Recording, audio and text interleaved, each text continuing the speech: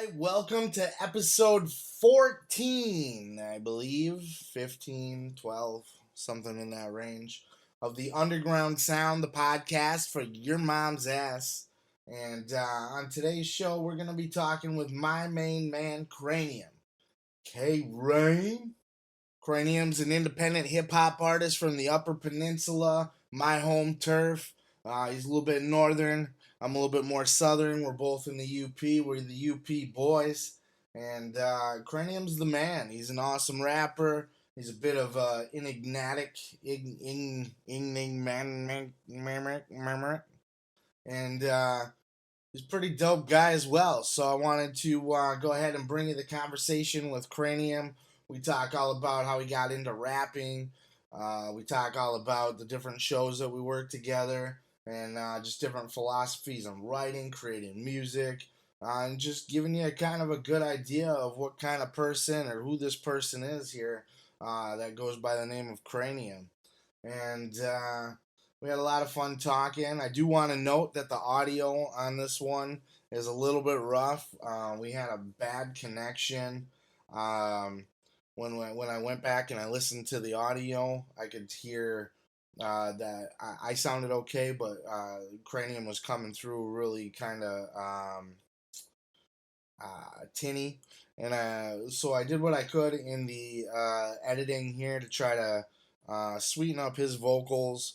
And I think I got to a point where it's passable. We're not recording awesome music here. We're just two guys having a conversation, and it's definitely a conversation that you're going to be able to listen to and make everything out, and it's not going to be a struggle for you.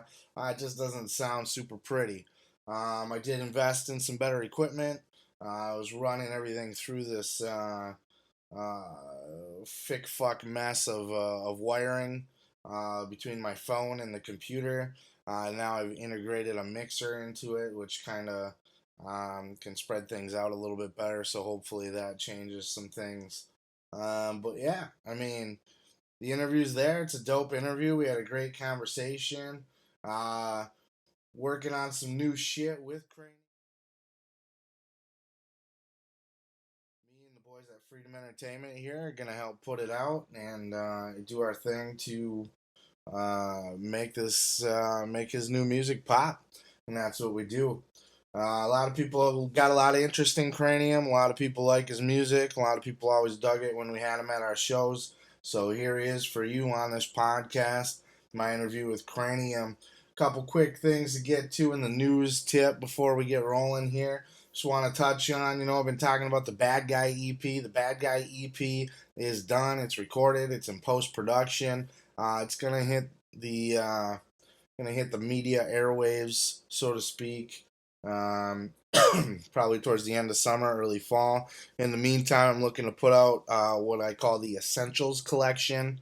Kind of get everybody caught up to speed who maybe hasn't followed me in the past or has, but doesn't have all the music. I collected all of my favorite songs that I feel are the best collection, best representation of my music history, all on one collective project that's going to be available for free um, to kind of help promote and get the word back out there.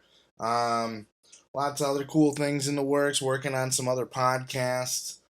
This is the Underground Sound. That's my baby. I just talk with my peeps, and it's just my little thing here.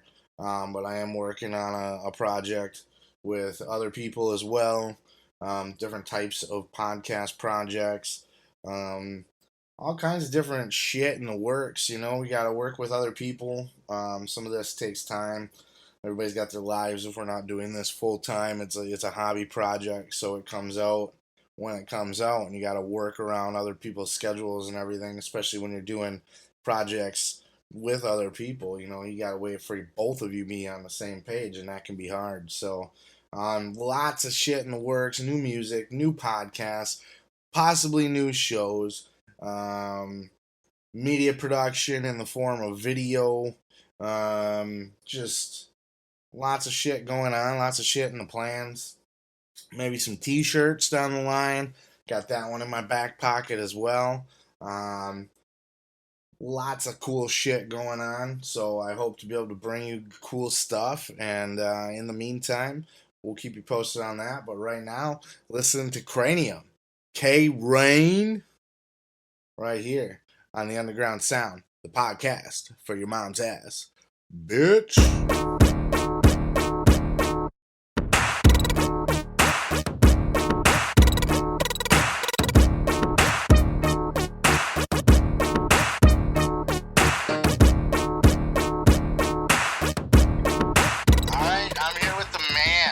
Krainium, K Rain. What's up, Krainium? Yo, what up?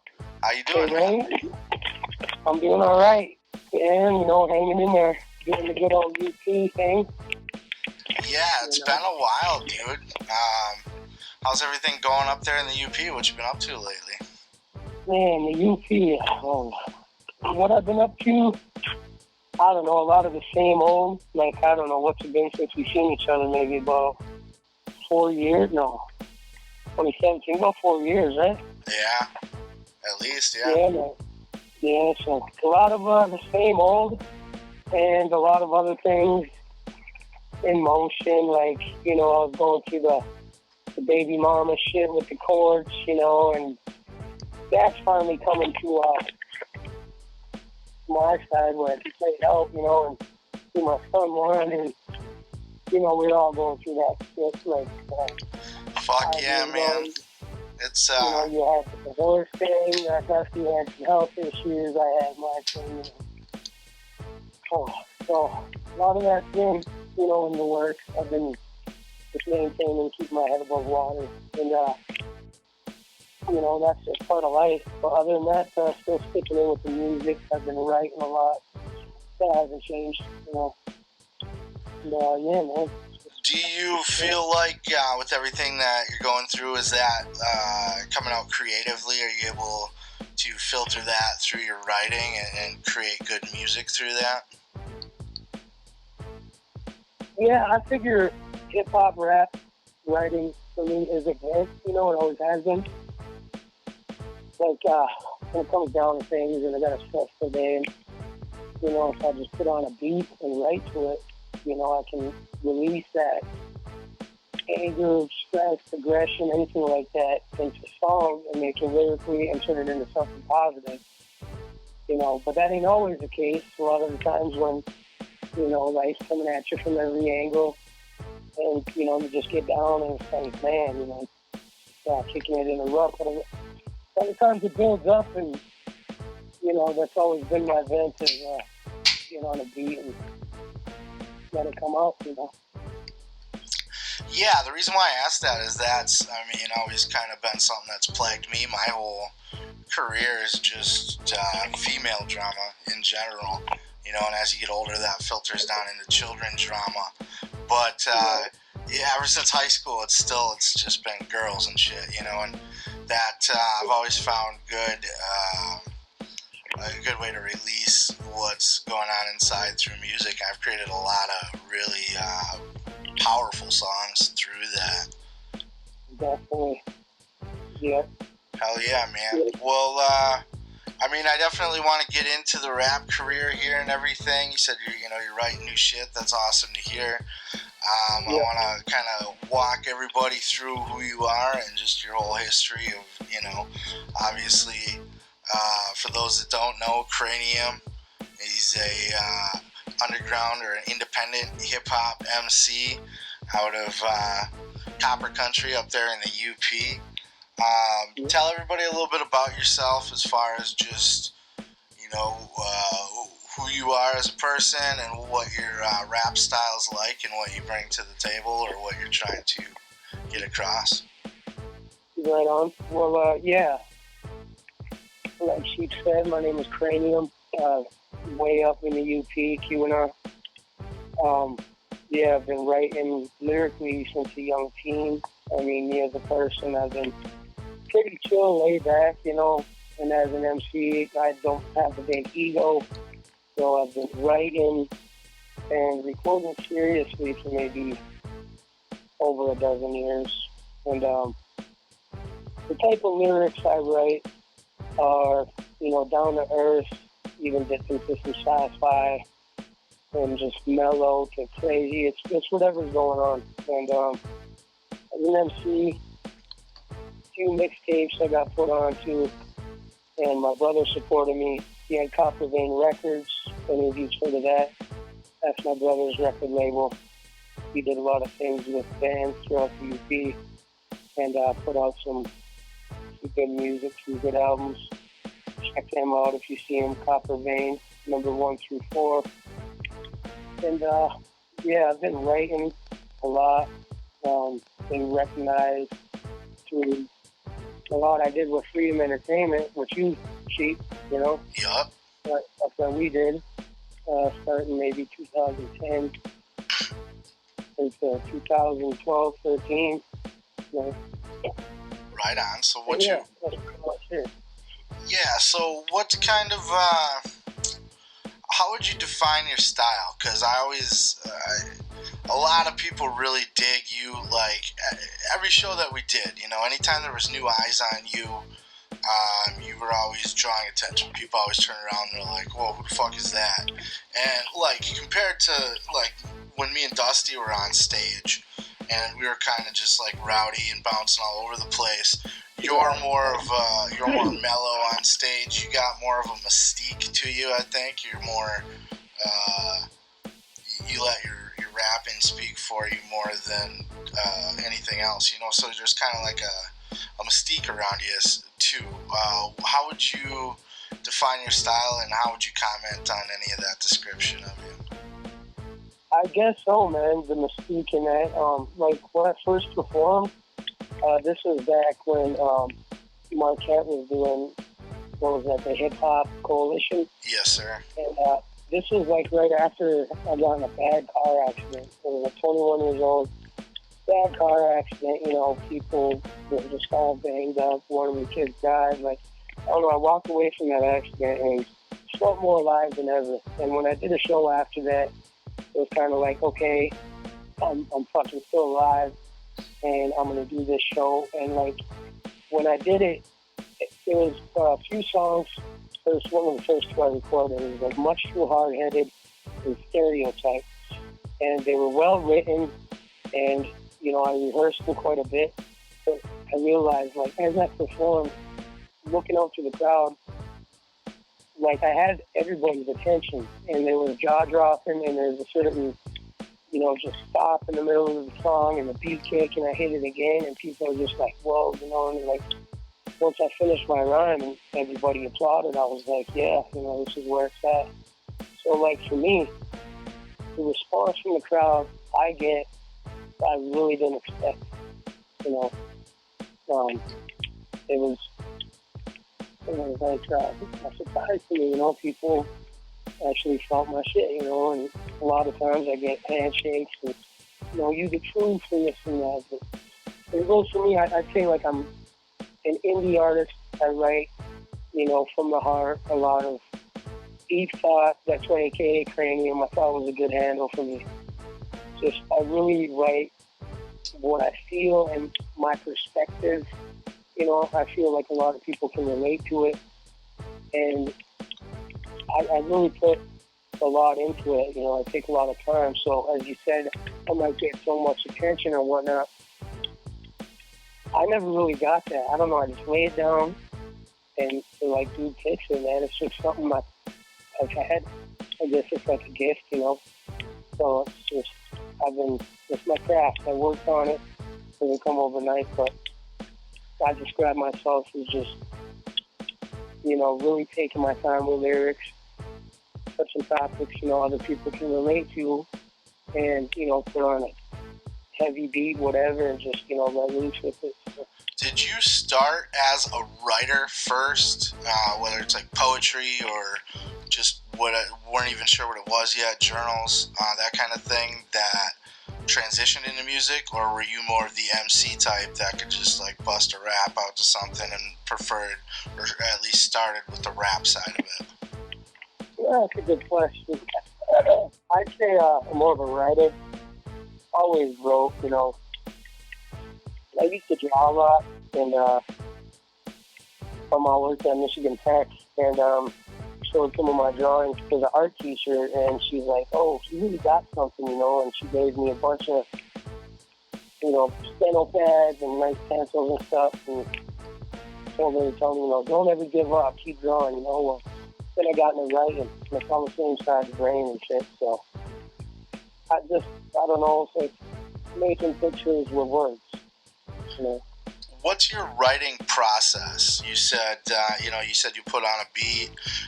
Do you just throw on a generic beat just to kind of keep a tempo, or do you look for a beat and then write to the music to create the song, or do you write first, find a beat later for the most part? What's your writing process that way? Well, that's a mix-up.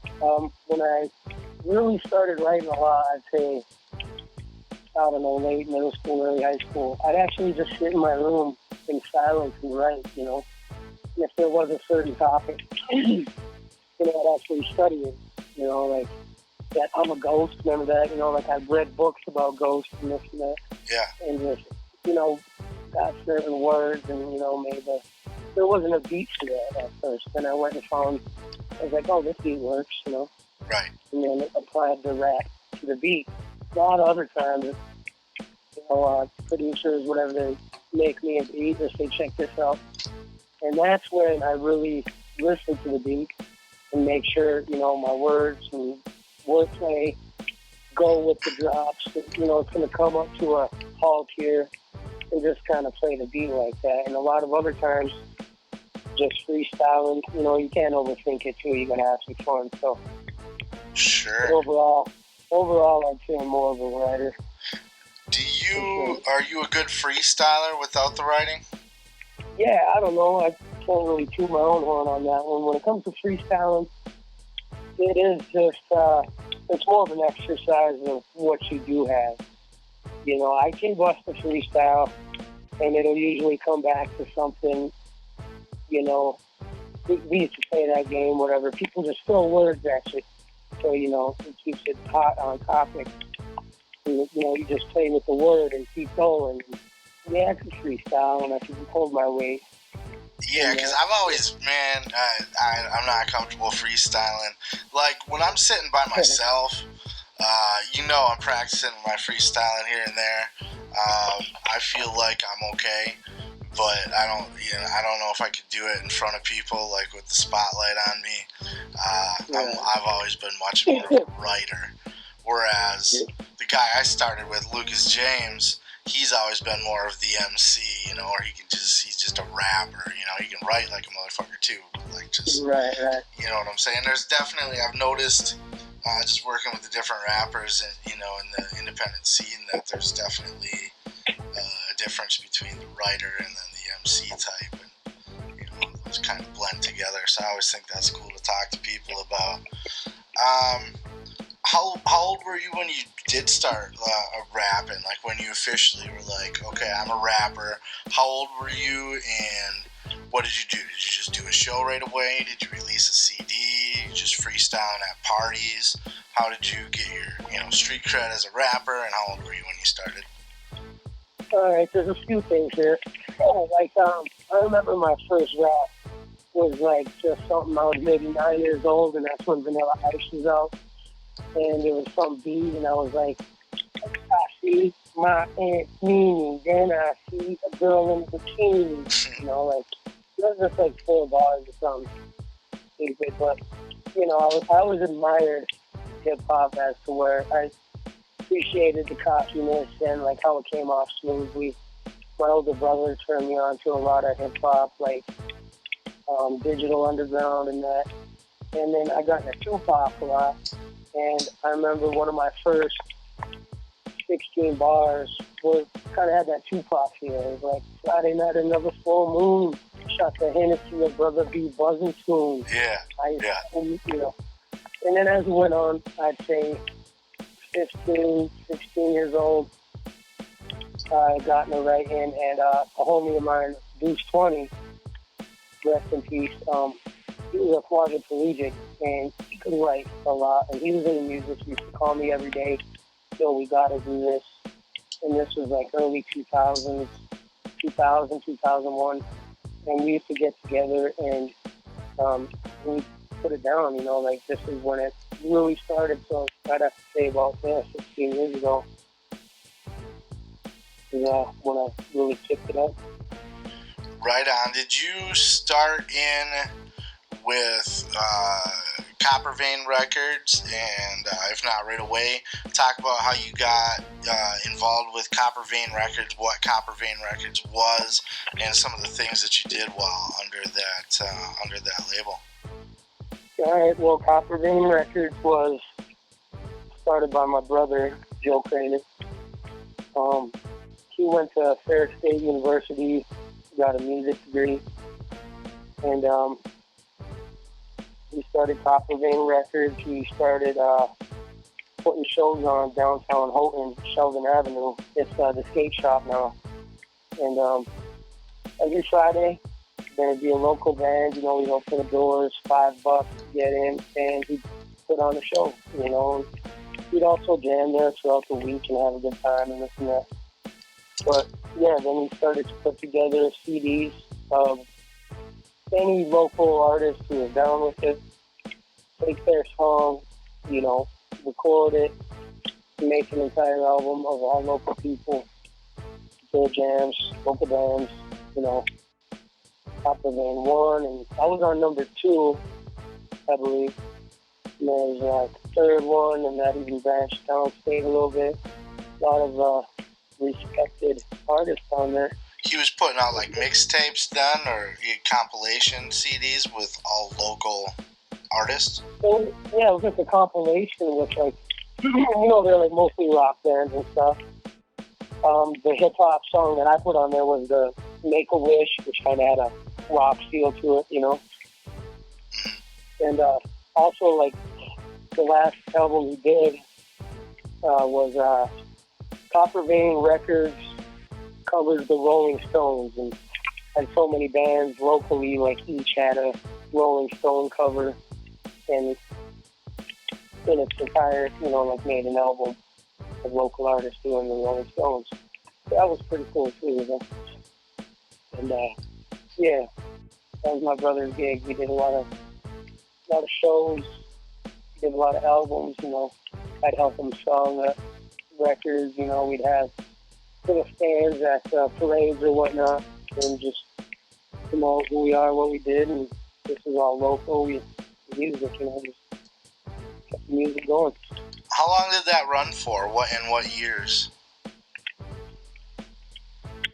Let's see. Well, the shaft down in Holton, that's what it's called. That's the shaft, you know, the mine shaft. Mm-hmm. That was maybe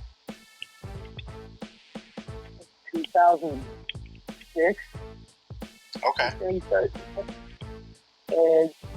And before long, that's when those skaters bought the building out, whatever.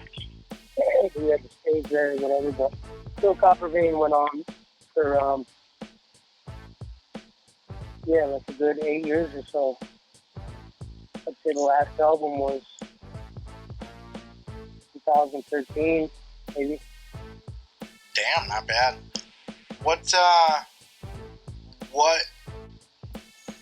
When was the first album that you put out, and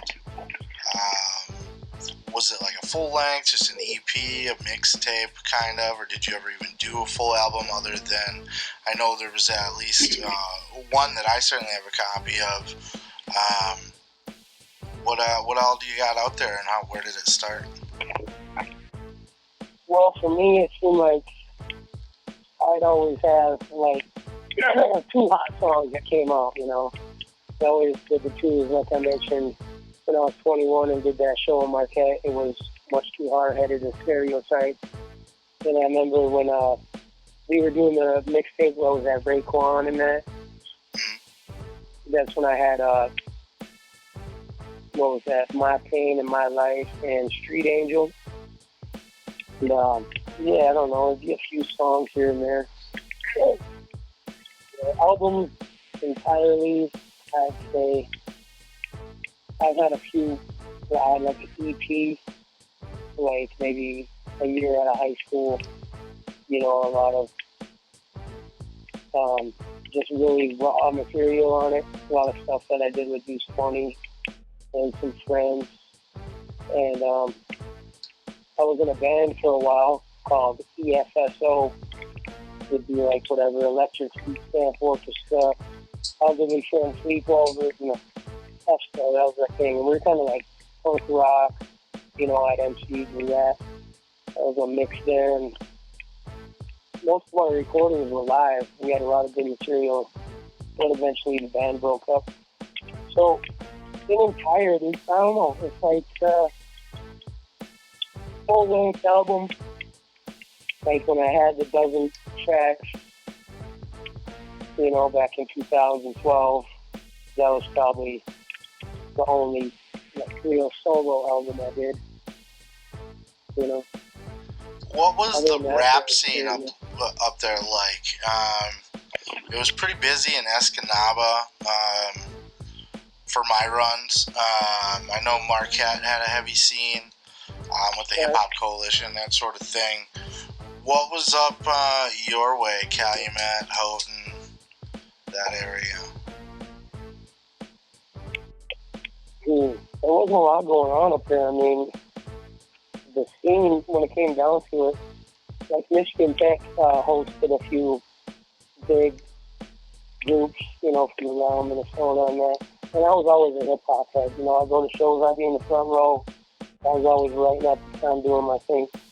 But when it came to the scene and in that, there really wasn't much going on. Like, maybe you could jump on Tuesday night, put your beat on karaoke or something, you know, people be feeling it. But, you know, my brother's venue, the Shack downtown in Houghton, like, that was the spot, you know. Were you, like, the only rapper in the area, though, or were there other rappers? Was it a competitive area? Well, there's other rappers. A lot of my friends rap, you know. Yeah, like quite a few of my friends were doing rap too. So when it came down to it, I don't think they took it as seriously as I did, you know. Or like, hey, let's work on a song, and I'd be over here, you know, doing 3 or 4 songs, and you know, they'd be like, oh, well, why didn't you get me on that? It's like, well, I'm not going to stop writing, you know, I'm going to do it fluently. You know, if we get together, we can work on something. We always hang out and freestyle. If there was somebody who came around from a different area or something, I heard they rap, I made sure, you know, I touched base with them. Like, yo, you rap, what's up? You know, let's work together. There was never, like, competition. It was more like, yo, let's work together, you know. I always felt about it. Right on. Yeah, because hip-hop can be very competitive. You know, it's an aggressive, competitive style of music. And especially, like, you know, in Escanaba, we were always beefing with somebody. Not so much in the Freedom Days, so we had a little bit of that too, or at least I did. But back in the earlier days, man, we were beefing with other rappers, we're beefing with the hair bands that do cover songs and shit. So, I mean, it was a very competitive scene for sure. And yeah, it was good times, real good times. What other kind of shit are you into, man? Are you, I know there's a picture of you, there happened to be a giant painting that said Krainium, and you were just happened to be standing by it, pure coincidence. Are you into, you know, the graffiti art and that sort of thing? Oh, yeah, graffiti. Yeah, I've been into graffiti. I've always, you know, do that in my notebooks off to school, you know. Like, I go through my notebooks now that I've collected. Like, this was math class, you know, 80% rhymes, the other half, whatever, algebra, but I was always gone, you know, graffiti stuff. Do you save your notebooks, or at least some of them from back in the day? Yeah, I save, like, my steno pads and all that, and I look back and I'm going through them, like, even up to a few weeks ago, you know, like, check this out, like, you want to see, you know, how much I've written and whatnot, and boom, I got a whole backpack with notebooks and they're just stacks with material. And I could go through them today and look at a page and be like, wow, I don't know what I was thinking that day, but this is fire. Right. Like, damn, this is off the wall. Like, where was I, Mike? Like, I'm like, wow, I couldn't even write this today if I tried, So, like, yeah, I was back as a teenager, just writing lyrical, and I kind of impress myself sometimes. Yeah, man, that's always fun to do, is kind of take a trip down memory lane, dig through the old notebooks. What was, talk about when you, obviously, there was a time where you had made a transition from doing the Copper Vein records, and then you started working with Freedom Entertainment. That's myself, and Dusty Nuts, and how did all that come about for you? Man, the Freedom Train, that was a trip, man. Yeah, meeting up with you guys, really some of the best times of my life, the stuff that we did. But it all came about, I was working down at the Ramada by the bridge, the Upper Canal, the waterfront, as a dish dog, And after work, there was a band playing. I was on Coast to Coast Mixtapes, Volume 56. Anybody can look that up. Coast to Coast Mixtapes, Volume 56. It was hosted by Sierra. I got 2 tracks on there, and I was walking through the bar, promoting my mixtape, trying to sell it $5 a pop, And, I was sitting at the bar and just started talking to this dude, a.k.a. Dusty Nuts, happened to be, and he says, yo, man, I plan on making a record label and this and that, I was like, no shit, that's what my brother does, He's like, yeah, I plan on doing stuff with hip-hop and this and that. And at first, I thought he was full of shit, bullshit and whatever. And, we talked it out all night, hanging out with his dad at the time. I think he was buying me drinks. We were bullshitting, and we kicked it off really good, gave him my information. Just on a side note, and this will piss Dusty off, did you, in your honest to God opinion, because we know where you stand now, what did you think of Dusty when you first met him? Man, what I think of him? Yeah, just first impression of Dusty. Really talkative. He's a really talkative guy. I mean, he's good like that, Like I say, first impression, he was cool. He had enthusiasm, and really pushing the marketing in that, and I was like, all right, well, we'll see, kind of thing. I don't know, he came off to me as like really, I don't know, Dusty Nuts. I guess you got that from being energetic in basketball or whatnot. He definitely had that energy, and he was very enthusiastic, had that enthusiasm and that. The reason why I asked is I had met him years and years ago. I think the first time I spent any length of time with him when we were in Detroit, and we had a mutual friend of Benny the Ball, and I don't know if you met him at shows or not, but yeah, and him and Dusty came down. We were going to an ICP show on Halloween, Hallowicked, and I lived downstate at the time with Lucas James, and they went to the show, or we all went to the show.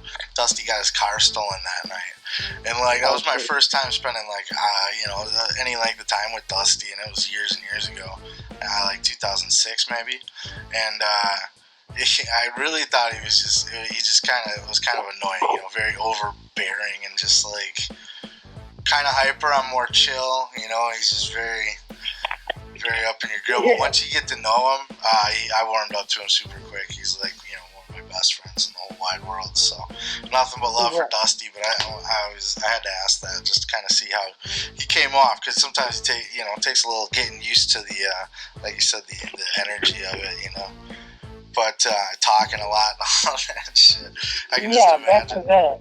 And you probably thought it was kind of half bullshit or something at the time. I did, man, because you know how people are. Like they, we'll see what they happens. really talk. Oh, I know how to do that. I do that, Yeah. And, so You know, he was saying he was gonna do it. I'm like, well, my bro's doing it, you know, and he's like, no, for real, like, it's like, well, it's just, he hit me up like a month later on MySpace, you know, and then we met up. He was going to Finlandia, and then came about talking his plans about, you know, the freedom movement and whatnot. And that's when I met you and that, and, you know, we did the road trips to the Twisted and that's how I came about knowing you guys was just What was the just love that. first, like, where did when Dusty put his money where his mouth was, so to speak, for you? And, you know, where you were like, okay, this is legit and I want to be a part of it. What was that first time? All right, well, yeah, that was not long after we met up, like in person, after, you know, the bar scene or whatever. You know, he hit me up on, like I said, MySpace. We were in at the time. And he came up to Calumet, and I had a little apartment up here. And, you know, he pretty much just sat down and talked about what he wanted to do, you know, what he even mentioned you. I don't think we've met at the time. But saying, you know, like, we're going to put on shows. This is how we're going to do it. You know, you got to pull your weight. You know, just invest into freedom, like say freedom, you know, and stuff like that. So that's what I knew was for real. Like, What I loved about it was, first of all, me and you, like, I thought we clicked pretty good. Me and you make great songs together. The couple songs that we've collabed on are some of my favorite songs that I've recorded. So we got good collab chemistry there. And doing the shows, it was good because we wanted to travel the UP and be everywhere, not just in Escanaba. And you being way up in the Calumet, Houghton, Hancock area, Laurium, and us in Escanaba and shit. You come do shows here, we go do shows up there. I go on last down here, you go on last up there. It's your show, it's my show. We're co-promoting each other, trying to bring each other up in each other's areas and that sort of thing. It was just a great connection and worked out really good. I thought it was a lot of fun. yeah, that was cool, man. Like the shows we did up here at Miller's, and we had, you know, DJ GI spinning, and like some of those like really set it off and kind of like, you know, brought it home for me, you know, like with the Afro Man up here. Like nobody's seen anything like that before or since, like really, like that kind of thing, you know. And a lot of people were into it, man. Laurium was a great place to play shows. I loved playing that Miller's Lanes there. And then we played, what was that other little shithole bar restaurant? Had good pizza and What was that, Nutinis or something? Nutinis, yeah. Played a show there too. Remember the Friday the 13th show and you brought a cardboard cutout of Jason Voorhees? Yeah, the Jason figure, yeah. Do you still got that? Yeah, I still got it. Seen better days, but, you know, it's in the basement. Nice. Right on. What were some of your favorite shows that you did during that run? You know, you talked about the different name artists that came through that you played for, or you know, played with, or opened up for. But then, you know, just even the smaller bar shows and shit all over the place. What were some of your favorite shows that you like to do, or that you did with that? Okay, well, some of my favorites were, like, when we started, what was that, Rennie's or something? Rennie's? What was that, what was that little bar down, it was like a couple over from the Delta? Barron's? Barron's, yeah. Or was it, yeah. Probably Barron's was the one we did the most, but there was, did it have a stage or no? No stage. As soon as you walk Barron's, in, you can get on the right.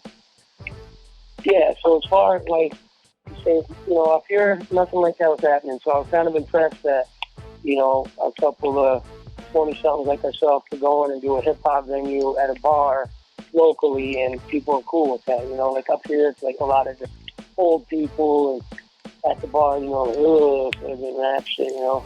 So, you know, I thought that was cool. That was like one of my favorite, like, you know, shows, even though it was the more mild ones. I just thought that was cool that, you know, like we could all kick it and do our own show. And, you know, just for fun, you know. Yeah, those Barons shows were... I always had tons of fun at those, you know. It was typically an open bar or, you know, good deals anyway for beer. And so it was just a good drunken rap show, you know. Yeah, and they were like icebreakers, you know, even practice maybe. But then, you know, like Mr. Green come up from Wisconsin and all that boys, you know. Yeah. It was good to meet him too, man. And, yeah, that place, you know, just hopping. And everybody's having a good time. So I thought those were some cool shows, along with the few we did up here at Miller's. You know, there's a Halloween one too, I think. Did a Halloween show at Miller's. Yeah. Yeah, and that was a lot of fun. That turned out great, man. Also, a New Year's one we did. New Year's Eve. Yeah, those were awesome shows. There was always a good crowd, and everything went real smooth, and the crowd liked it. Yeah. Yeah, hell yeah. Yeah, so those and like, I don't know, the ABK and the Boondocks and the Dayton family, you know, Busy Bone, obviously, favorite. Did you get a chance to meet Busy Bone? I believe you got a picture. Did you get a chance to talk to him at all? Yeah, man. I was showing up in the, you know, the VIP or whatnot. And you guys were downstairs, and I was looking over, and I looked over, and Busy Bone was there, and I was like, yo, man, what's up? You know, just came up, you know, just real friendly, you know, like, how you doing, man? He's like, feeling good, you know. I was like, yeah, man. Pretty much explained to him, like, yo, I'm Krainium, I'm one of the MCs. You know, this is GI, he's down there, you know, on the turntables. I'm like, yo, there's the Shoot, there's Dusty, you know, and these are all my boys, and like pretty much just our team. We put this together, and all these people are here for you, man. He's like, oh, it's real smart, you know. And he's like, I like what you guys are doing here and stuff like that. So I got like a good chatting with him, you know, before the show even started. So it was pretty one-on-one, and you know, just low-key, just, you know, just having a little conversation. Yeah, that's awesome. And Busy Bone is, I wanted to see how your interaction was with him, because for me, he was so friendly and like personable, and you know, he really like took the time to, you know, it seemed like, because one of the first things, not just us, the artists who got to be around him, but the fans, he insisted at the end, he insisted to do a meet and greet with every last person who wanted to meet him. So like, yeah, I remember that, man. He got line with. Yeah, he didn't care how late he was there, how long the line was. The bar was bitching to us, me and Dusty, like, you know, we want to close, or we don't want that many people upstairs, and we're like, Busy Bone wants to meet his fans, fuck off, you know what I mean? And he took the time to talk with everybody, and it was only a minute, you know, he didn't sit and spend a half hour with every person because the line was so long, but he made a connection with everybody. It wasn't just like a shake your hand, hey, how you doing? Next, hey, how you doing? They're all on your way, yeah. And even with my girlfriend at the time, became my wife, she was pregnant with my second kid, and he took the time to talk with her and to acknowledge, you know, the baby inside, and he was talking about the baby and just congratulating us and everything, and it was just like, holy shit, you know what I mean? What a dude. Yeah, he was like one of the realest people I ever met. Yeah. And at the end, he asked us, he was like, he wanted to make sure that me and Dusty didn't lose our ass on the show. You know, he was asking us, how'd you guys do? Did you guys do okay? Did you make a little money for yourselves? That's good, that's good. You know, like, of all the people we worked with, he was the absolute highest class of all of them. And, you know, probably the most famous and most accomplished, too, you know? Yeah, the most accomplished, you know? Yeah, and all that, like you said, like, personal with each person. I remember there was one of the guys in line, like, yo, Busy, I'm trying to sing and stuff. Like, what should I do? And then, like, he sang a couple notes, and Busy was like, well, you just gotta loosen up and just kind of go with it, and then sing some bars, and everybody loves it. It's a cool moment. Just like actually the feedback, the one-on-one, like he actually look you in the eye and put his ear down for you and have good feedback. He was a real person, man. Good dude, Yeah, that's cool that you had the same experience with that and that you got a chance to talk with him for a while. Were there any of the other ones that you got to really take the time to meet, or not really? Well, when it came to the Dayton family, I chatted a little bit with Shoestring and Bootleg, um,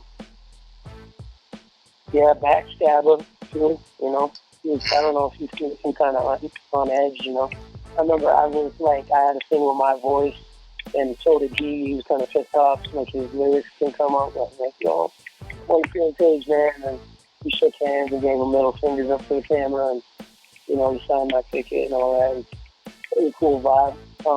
Another one, I tried to connect with the Boondocks. Yeah. They were upstairs chilling in Cousin Cletus and that. And I was like, welcome to the UP. And it was real brief, not much of a combo there. Mars, he was cool. His DJ actually gave me props after my set, like, really feeling that, keep doing what you're doing. And Mars, the same thing. I was talking to him, like, I remember, I was like, I've seen you online, like, many years ago, like, when you first started.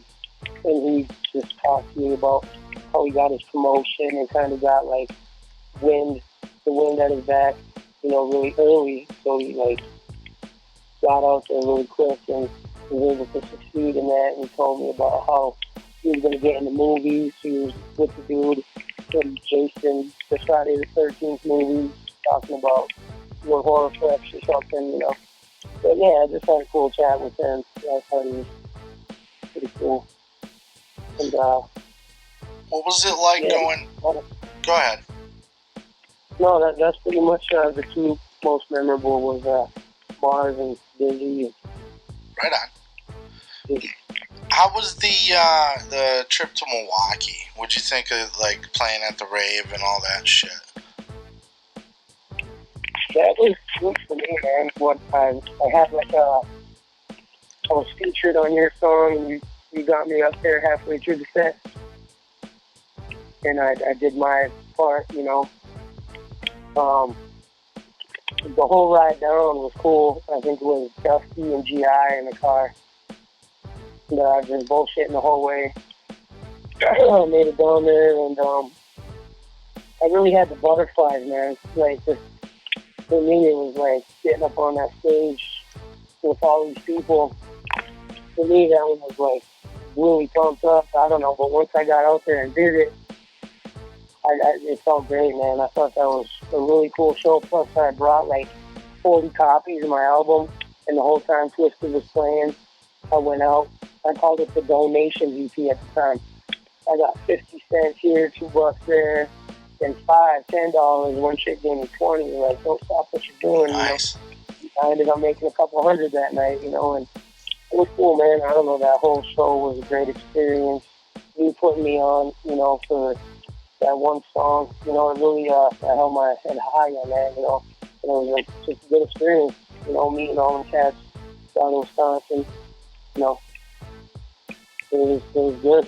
I thought that was a real memorable journey, whatever. So, yeah, man, it was real good stuff doing those kind of shows. I miss doing a lot of that shit. Everything kind of runs its course, and I haven't done a show in a few years now. Lucas James, he lives down here with me. He's from the UP. We moved down to Grand Rapids when I moved down with him in like 2006, and then he stayed here. I moved back for a little while. He wants to get into rapping again. He's always, made music. I don't think you ever stop wanting to make music, if you're an artist. And he wants to get back into really like doing it full, as put his full heart into it and do shows and release music and all that shit. So I'm going to try to help him get off the ground and hype for him on a few shows and just kind of get things going and see where that goes. Any aspirations for you to continue going? I mean, you're writing new music. What's some of your future endeavors sound like or look like for you? Well, I guess I'm kind of with Lucas on that. Like, I'd like to get back into it, but it's like one of them things, you had it going, once you lose momentum or whatnot, it's hard to get that back. But what we were doing at the time, up until, what was it, Doug Garrison show and the Sonic Temple. Oh, that's right, you were on Doug Garrison too, I forgot about that. Yeah, you put me on, and yeah, that Doug's the shit, hey? Yeah, it was just cool shit, man, And, yeah, the rave was cool. I mean, yeah, it was like a rave up there. It had a bunch of DJs doing their thing. With the DJ Seismic? Yeah, Seismic. And were you around the whole day for the wrestling part too, or just the rap part? I had gotten there early and checked out the wrestling. A couple of my people from Calumet got lost. I had to meet them down the block and that, so I missed out a little bit on that.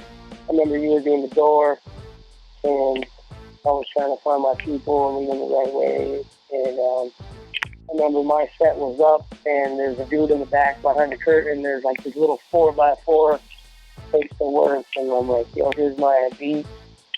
And I was bouncing around a lot, kind of a strange night. Funny story about that show. We partnered with DJ Seismic on it, to do the wrestling, and then he did the rave, just like split venue cost and that kind of thing. And we were, he worked as a DJ for our show. It was supposed to be me running the rap show that you were doing there that night. So I had acquired a bag of mushrooms from one of the wrestlers that night. And I ate the whole bag of mushrooms. Usually I eat like a half if I'm going to do mushrooms, because you can still trip balls off half, but I ate the whole fucking bag. And I was like, well, if we're at a rave, let's go, And thought I was just going to be running a rap show. Like, that's fucking easy. We've been doing that for years, we do that in my sleep. Just make sure the next guy's on and everything's running smooth, and that's about it. But then he ended up getting short-staffed on some of his security, so he needed people to work the doors. So Dusty ended up going to the back door, and then I was at the front door. And the front door had no lights, it had the full bright light, so it wasn't a rave environment. It was just like an old room with a light. And all these kids were coming up the stairs, and they're handing me money and their ID, because you got to be like 18 to get in or whatever. And I can't count the fucking money because I'm tripping balls. I can't read the ID because I'm tripping balls. I'm trying to give them their correct change back. I'm doing the money, but like barely. I can't read their ID worth of shit. They could have been fucking 16 and I wouldn't have known the difference. Yeah, you're just like, go ahead. Yeah. And then the guy that was working for the building, he was like, I think he was just a janitor or something, but he was like, in charge of the building that night. He was standing there right next to me, like leaning up against the railing, like trying to, talk with me or something while I'm collecting money. So I'm just freaking out here because my mushrooms are just hitting me hard at this point, and they're just kicking in, So I was like, I found somebody to stand in for me for like 2 minutes, and then I went to the back and I grabbed Dusty, and he's chilling at the back door, which is where people are just going out to have a cigarette or something, and it's all black and it's got the neon lights and it's got the rave environment, and people aren't paying or trying to show their ID. They're just stepping out on the back patio to have a smoke, so you're just basically there to watch the door. And I'm like, dude, we gotta switch. I just can't handle this right now. And Dusty's a little weird, like, he doesn't care if I do mushrooms, but he kind of get a little salty if he knew I was doing mushrooms at a show, like all fucked up, trying to, run a professional show. Professional. Yeah. Yeah. So I'm trying not to. I had to tell him, like, dude, I'm tripping balls. I cannot handle the front door. And he was just kind of like, oh man, all right, we'll worry about that later. But yeah, let's switch.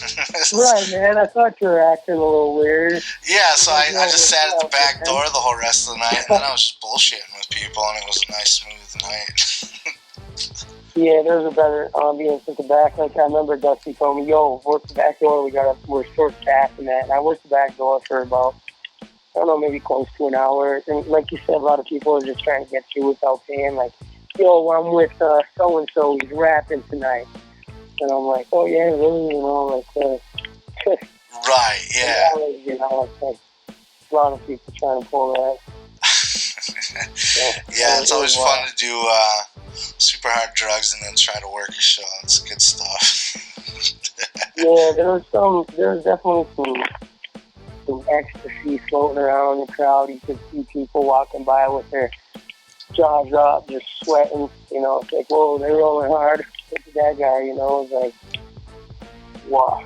The college, community area, and I don't know, man, that was something else. So, yeah, that was good times too. One of my last couple questions for you here. I kind of like, as I'm getting older, let me get a drink of water here. Yeah. As I'm getting older, like I talked about earlier, like I think, at least for me, when you're still an artist, like that, it never leaves you being an artist. You still want to create. You need that outlet, right? So, right. I haven't made any kind of new music in like 5-6 years, and now I'm working on 2 new EPs, completely different styles, and then I'm working on a group project too, and it's just like coming out of me, just pour lyrics, just pages of shit, and I'm kind of struggling with being like older. Like, on one hand, I feel like hip hop's a young man's game. That's something like you gotta grow out of as you get older or something, and just conform and be a boring adult. What are your thoughts on that? Because there's also then I look at the flip side, and there's lots of great artists out there that I love that are in their late 30s and 40s even. What are your opinions on that? Yeah, man, alright. Yeah, I can feel you on that one. Like, hip-hop's a young man's game and this and that. A lot of artists that come out and they're, at a professional level in their early 20s. Well, coming from the UP, I was doing shit as a late teen, early 20s. But like I said, there was no outlet up here for that, Like, sure, there's online, and I can reach out, maybe do a few things, but hip hop, when I was young and doing it, and that, it was a lot harder coming from an area that's like, old folks home all the way around the block, and not so much, a young community, for an outlet like to do that, regularly. So I don't know, like, a lot of stuff we did, the 20-something album we put out, we were in our 20s, 25, and we had momentum, and I think that was key. We had a lot going, and I even think there was more to it that just didn't happen, for whatever, just life kind of happened for all of us. But there was a lot there, and no, that didn't fall through, still writing, recording, wanting to. I feel like being in my 30s now and still writing, I still have, the hunger, a little bit of fire, still as an artist, still maturing with my style and developing. Like, I feel, there's a lot of stuff I want to do yet, whether it's an album or going out to perform or whatnot. But, like you said, it's kind of hard to do that. Like, I kind of feel like I'm at a standstill where like, what do I do? Should I kind of fall back and do more of the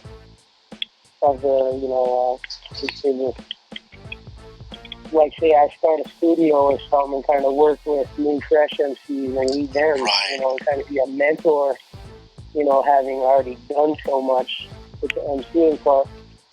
So it's, I don't know what to say about that. Yeah, because I always worry, like, and I don't really, I had my time to be the guy on stage, and I don't necessarily want to do that anymore, but I still want to put out music, and I kind of, like, I struggle with the, what's the old guy doing trying to rap compared to, his shit's still fresh, so that's, whatever. You know what I mean? Like, I listen to an R.A. the Rugged Man. He's got to be close to 40. Atmosphere, Mad Child. All these people are old, not old. Right. You get what I'm saying? Yeah, so they kind of give me hope, I guess you can say, because I feel, like, a lot of the material I've been writing, like, and working on it, like, lately the past few years, that has not been released so much, that it's got, like, I have something. When you have something as an artist, yourself. I figure, like, if I drop this next album, I'm going to turn some heads and this and that. And that's pretty much all I want, is to be able to reach people, the masses, whatever, have people be able to listen to my shit, and, still be cool with it, as, age is just a number type deal. I don't say, like, I missed the boat or something, I say it as a progression, as an artist, you can just keep developing and growing with it, I think that whole stop, I think that keeps going. Right on. Yeah, for sure. Do you see yourself in the future then doing, like you had said also, just kind of taking on the mentor role, opening up a studio, maybe picking up where your brother left off with the Copper Vein for a new generation in the area, shit like that as you get older? Well, yeah. Actually, I've thought about it, and all that takes time, getting the right equipment and whatnot. Right.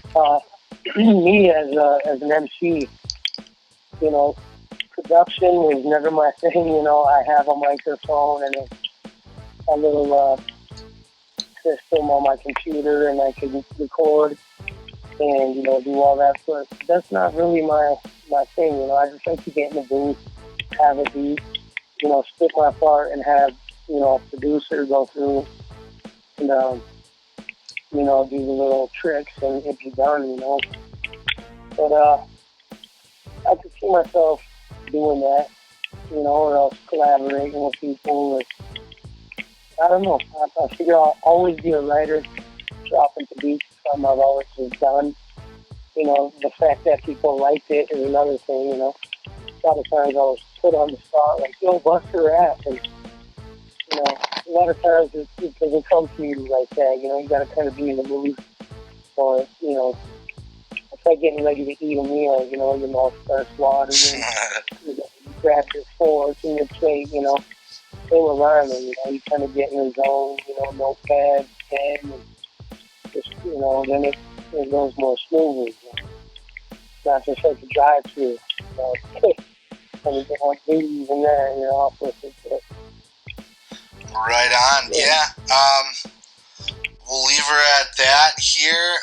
Final thing, any other plugs or anything you want to shout out or just have people check out? Anything at all?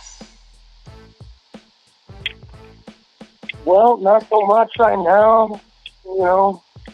I just say look out for Krainium in the near future. Don't sleep. I got a lot of material. Hooked up with some people with the studio. I'm just going to start dropping music randomly, here and there, and check me out, I'll be online, look me up, and I'll be reaching out and just dropping songs, Right on. Well, it was good talking to you, man. When I'd asked you to do that, it seemed like you were a little caught off guard, that I'd ask you to do that, to be on the show here. You were one of my very first picks to do it. Wanted to kind of space out the real good shows. There's a lot of people who have a lot of interest in you, and there was I always got asked about Krainium when we were doing shows and shit. Every comment that I got was, and Krainium was the shit too. That kid can rap like a motherfucker. So it's always been cool. You're definitely somebody I wanted to talk to about on here and just kind of get to know you a little bit better as far as the music career and shit. Because like I said, sometimes you're kind of a mystery as far as, people see you on stage, you do your raps, and then you kind of just sink into the background, drink some beer, you know what I mean? And, so, it was definitely cool having you on, and, yeah, man, I got you coming up on my next project. When you say don't sleep on Krainium, that he'll be around because he's going to be on my next project, and that's coming out soon. And then, that I got you, I'm always down to be on anything that you're putting out if you need it, promote anything you're putting out. I always got your back. So, yeah, man, good talking to you, and take it easy. Have a good night, man. Right on, Chief. Yeah, appreciate being on the show, and just kind of going with it, man. I got a lot of things coming up, and not really pushing anything, but there are plans in motion, and just looking forward, for the right times and whatnot to drop. All right, fuck yeah, Krainium, Underground Sound, the podcast for your mom's ass. Peace.